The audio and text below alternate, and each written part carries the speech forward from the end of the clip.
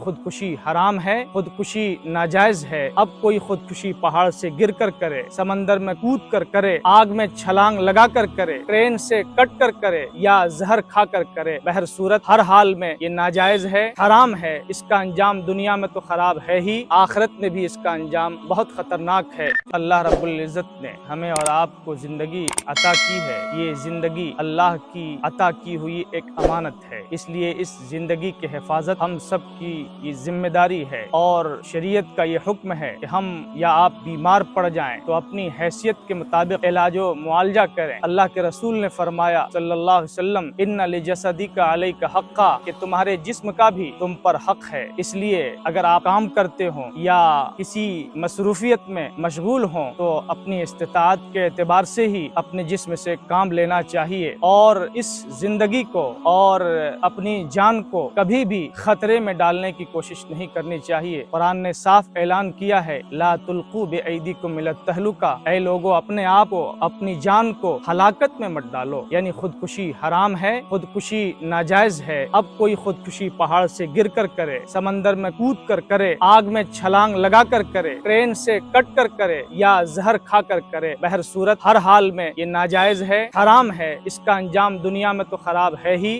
آخرت میں بھی اس کا انجام بہت خطرناک ہے۔ چنانچہ اللہ کے رسول صلی اللہ علیہ وسلم ارشاد فرماتے ہیں، جس نے پہاڑ سے اپنے آپ کو گرا کر ہلاک کر لیا وہ ہمیشہ جہنم میں گرتا جائے گا، اور جس نے زہر پی کر خودکشی کر لی اور اپنے آپ کو ہلاک کر لیا وہ جہنم میں زہر پیتا رہے گا، اور جس نے کسی لوہے کے ذریعے چاقو وغیرہ سے اپنے آپ کو ہلاک کر لیا جہنم میں اس کے ہاتھ میں وہ آلہ ہوگا، اور اس کے ذریعے وہ اپنے پیٹ میں مار رہا ہوگا۔ یعنی جس انداز میں انسان نے دنیا میں اپنے آپ کو ہلاک کیا ہے، جہنم میں اسی انداز میں اس کو سزا ملے گی۔ اب آپ اندازہ کیجئے کتنا خطرناک معاملہ ہے۔ لوگ مصائب سے پریشان ہو کر گھبرا کر خودکشی کر لیتے ہیں، اور لوگ گھبرا کر یہ کہتے ہیں کہ مر جائیں گے، مر کے چین نہ پایا تو کدھر جائیں گے۔ دنیا بھی گئی اور آخرت بھی گئی۔ بعض دفعہ اب یہ سننے کو ملتا ہے 15-16 سال کی بچی نے زہر کھا کر اپنے آپ کو ہلاک کر لیا، 15-16 سال کے لڑکے نے پھانسی پہ